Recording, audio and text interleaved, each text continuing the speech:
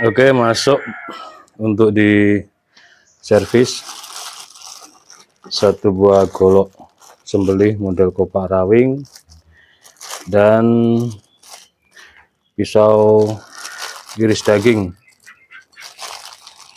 milik Bapak Vicky dari Surabaya. Ini seperti ini.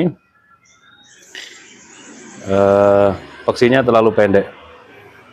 Kalau untuk kualitas baja dan sepuhannya ini udah, menurut saya sementara ini bagus ya. Keras. Cuma paksinya pendek, nanti kita panjangin ya. Seret. Jadinya segini nanti. Supaya dapat paksi yang cukup. Ini enggak tajam sama sekali ya. Terus kopak rawingnya ini di wrap supaya terhindar dari debu dan kotoran. Untuk material luarnya ini kayak sonokeling tapi mirip johar ini. Sepertinya johar. Nah, sebenarnya ini mirror tinggal saya tajemin sih. Cuman beliaunya minta di sebelah sini ini dibuat mata gula juga. Jadi saya mohon maaf sama maker yang membuat ini golok. Bukan saya merubah hasil karyanya, tapi permintaan konsumen itu sendiri. Style kopak rawing, cuman di sini nih minta ditajemin, dibuat tajam. Ini mirror sebenarnya. Kalau cuman servis ngasah aja, bekas beset-beset hasil ngasahnya bisa saya hilangkan, kembali mirror. Tapi karena permintaannya itu di sini ditajemin, otomatis ini nanti saya tipiskan dulu, terus disepuh ulang, baru ditajemin. Oke, seperti itu. Kita kerjakan yang gampang dulu. Ini dipangkas di sini supaya dapat paksi yang cukup panjangnya. Nanti lemnya pakai lem besi biar kokoh, biar kuat.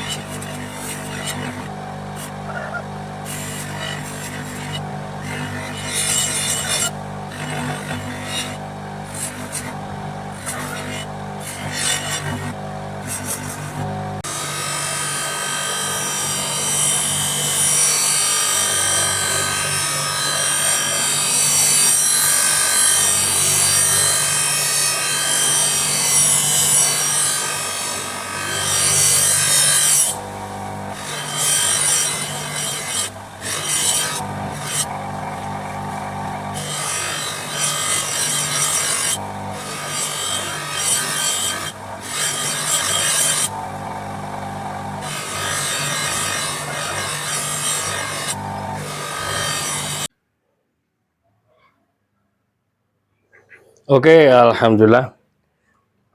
Untuk pengerjaan gagang daripada pisau iris daging sudah selesai.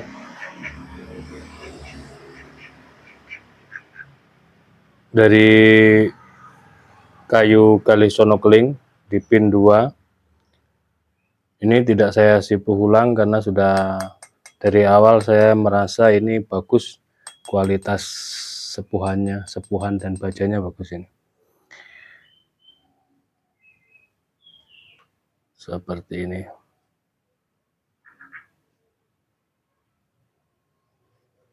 Buat iris-iris daging, kalau buat cacah mungkin tulang-tulang lunak, tulang-tulang kecil seperti iga kambing. Kalau paha kambing, asalkan tahu tekniknya bisa. Ya sebaiknya untuk jaga-jaga keamanan bilah kita sendiri, jangan menggunakan bilah yang tipis seperti ini untuk kerja berat, bisa-bisa rompal. Ini ya. Untuk ketajamannya juga tidak saya buat seperti sembelihan. Ini mau saya veletkan takut juga, takutnya ya itu tadi, nanti ketika salah penggunaan, harusnya buat iris-iris daging, iris sayuran, ketika Idul Adha dipakai untuk ngepotong tulang, meskipun kelihatannya tulang itu tulang basah ya, tapi kan keras, namanya juga tulang. Nah takutnya rompal, jadi ini saya buat tidak flat, ketajamannya juga cukup seperti ini saja, tidak terlalu, tapi sudah cukup lah. Ketajaman seperti ini untuk iris daging, iris sayuran sudah sangat cukup. Kalau tulang, sekali lagi untuk urusan tulang, tulang kambing ya. Kalau iga kambing, jangan yang iga sapi, pokoknya jangan yang tulang dari sapi, jangan, nggak bakal mampu dari segi bentuk ukurannya, ini nggak mampu. Terus selanjutnya tinggal yang ini ya, yang akan kita garap. Ini soalnya tidak hanya mengasah, kalau mengasah untuk yang kopak rawing ini ya gampang, bisa langsung selesai, karena beliau minta bagian gagang dipin, terus di bagian sini minta dibuat tajam juga, kan aneh, karena ini kopak rawing. Namanya kopak rawing itu stylenya kan memang seperti itu. Di bagian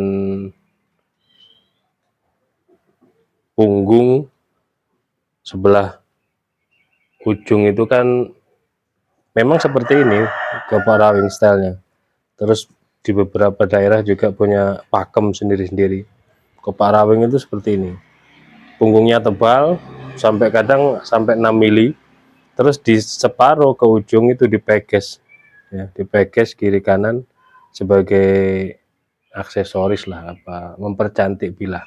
Terus pakai ricasso. Ricassonya kadang-kadang sampai 5 mili, 5 cm ricassonya. Enggak tajam, memang buat mengunci bilahnya saja. Nah ini sebenarnya mirror, tapi karena kesalahan ngasah di sisi sini digarap ngasah gini, ya ngasah itu ada ilmunya ya.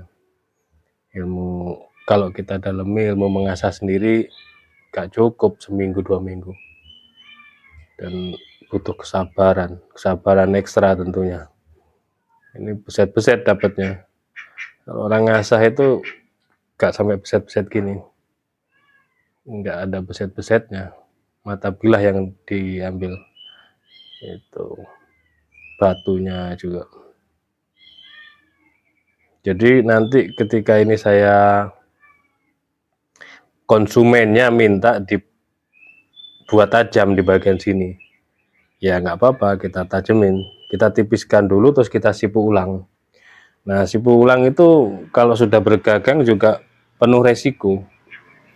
Kalau sudah bergagang seperti ini, nggak mungkin dicabut kan, jadi resikonya di gagangnya sini.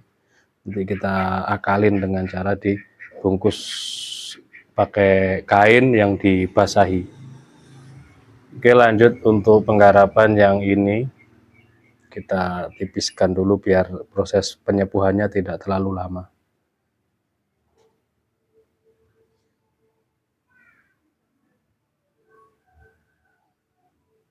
Beset-beset.